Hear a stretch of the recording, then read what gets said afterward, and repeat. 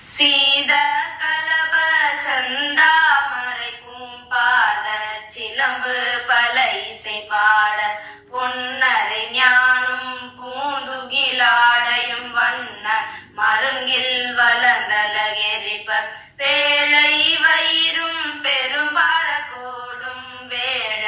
முகமும் விலங்கு செந்தூரம் அஞ்சு கரமும் மங்குச பாசமும் நெஞ்சு குடிகொண்ட நீலமேனியும் நான்காவாயும் நாலிரு புயமும் மூன்று கண்ணும் மும்மத சுவடும் இரண்டு செவியும் இலங்கு பொன்முடியும் திரண்ட முப்புரி நூல் திகழொளி மார்பும் சொற்பதம் கடந்த துரியமை ஞான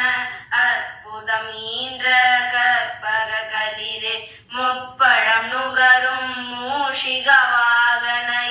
பொழுதென்னை ஆட்கொள்ள வேண்டி தாயா எனக்கு தானெழுந்தருளி மாயா பிறவி மயக்க மறுத்து திருந்திய முதலைந்தெழுத்தும் தெளிவாய் பொருந்தவே வந்தன் முழந்தனில் புகுந்து குருவடிவாகி குவலயன் தன்னில் திருவடி வைத்து திறமிது பொருள் என வாடா வகைதான் மகிழ்ந்தென கருளி கோடாயுதத்தார் கொடுவினை கலைந்தே உவட்டா உபதேசம் புகட்டி என் செவியில் தெவிட்டாத ஞான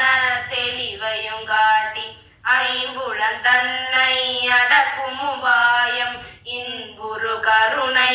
நிதன கருளி கருவிகள் ஒடுங்கும் கருத்தினை அருவித்து இருவினை தன்னை அருள் தேருள் கடிந்து தலமொரு நான்கும் தந்தன கருளி மலமொரு மூன்றின் மயக்க மறுத்து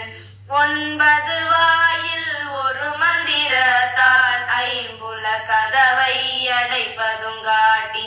ஆரா தாரத்து அங்குச நிலையும் பேரா நிறுத்தி பேச்சுரையறுத்தே இடை பிங்களையின் எழுத்தறிவித்து கடையில் சுழி முனை கவடமும் காட்டி மூன்று மண்டலத்தின் முட்டிய தூணின் நான்றெழு பாம்பின் நாவில் உணர்த்தி குண்டலி அதனில் கூடிய சபை விண்டெழு மந்திரம் வெளிப்பட உரைத்து மூலா